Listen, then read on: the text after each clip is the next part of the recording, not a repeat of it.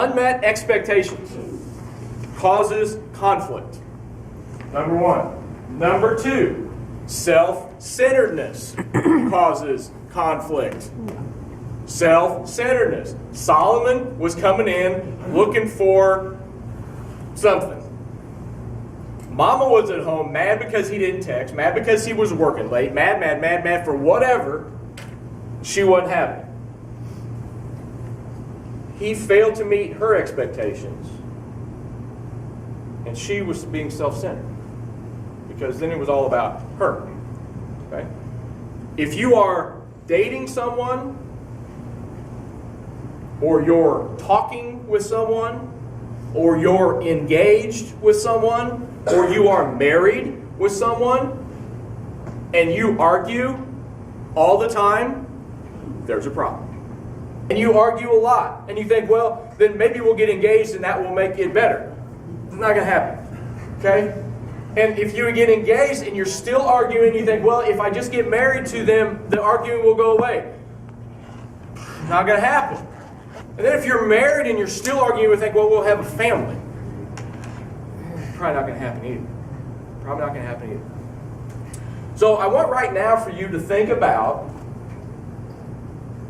what's the biggest root cause of tension in your own relationship? Except for Channing and Melissa, because we know they're perfect. Okay, so this doesn't include you two. Okay? So, is it unmet expectations? Or is it being self-centered? Okay. Why are we laughing?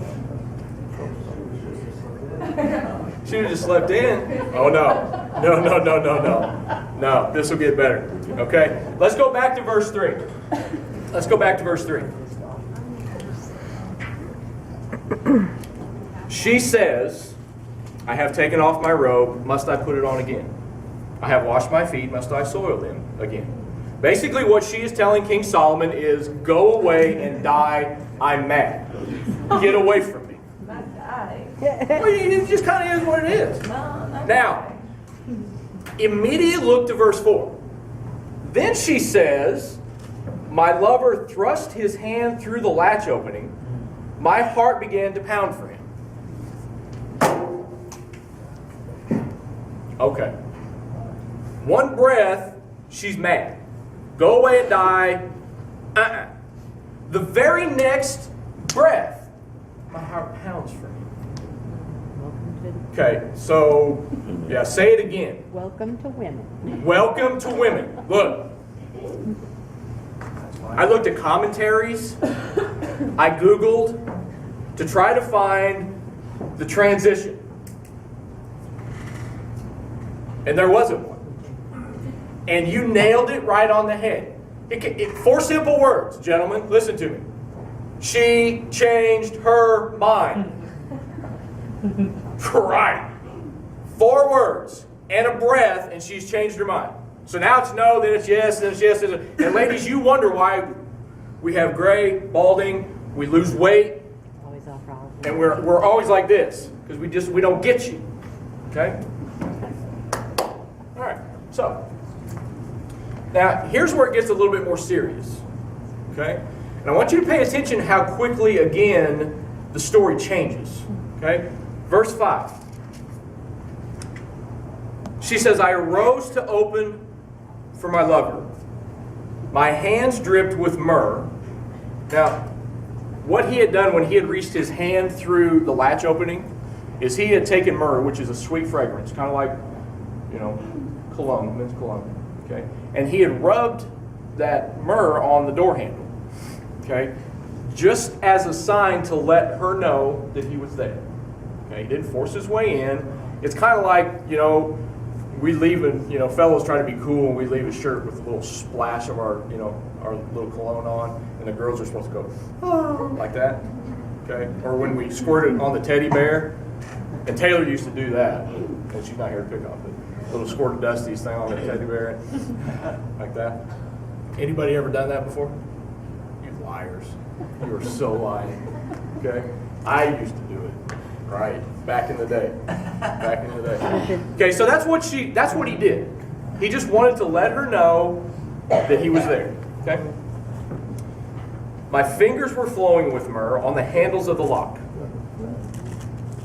I opened for my lover, but my lover had left. He was gone. My heart sank at his departure. I looked for him, but did not find him.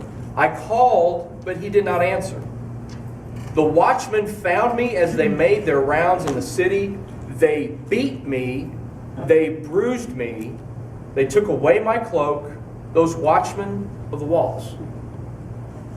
Okay, so this is the second time in this very brief passage that really kind of threw me for a loop. Okay? First it's no, and then it's yes, and then he leaves, and she goes out and looks for him.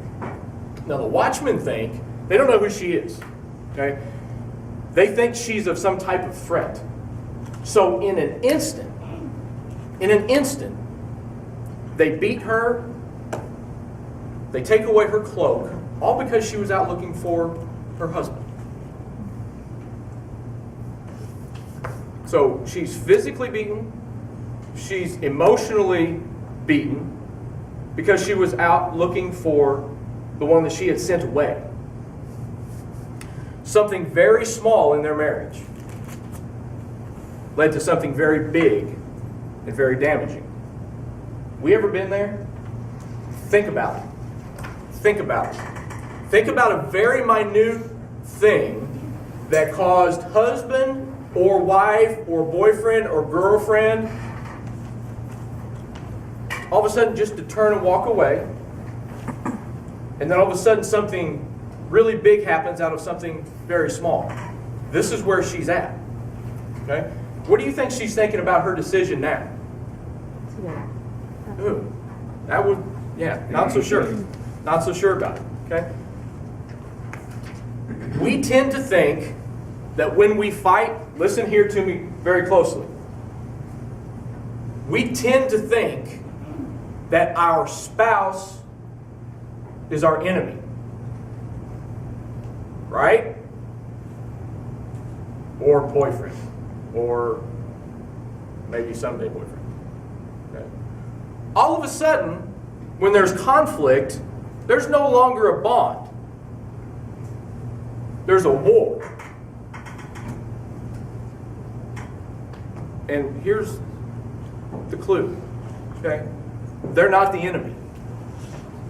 Your husband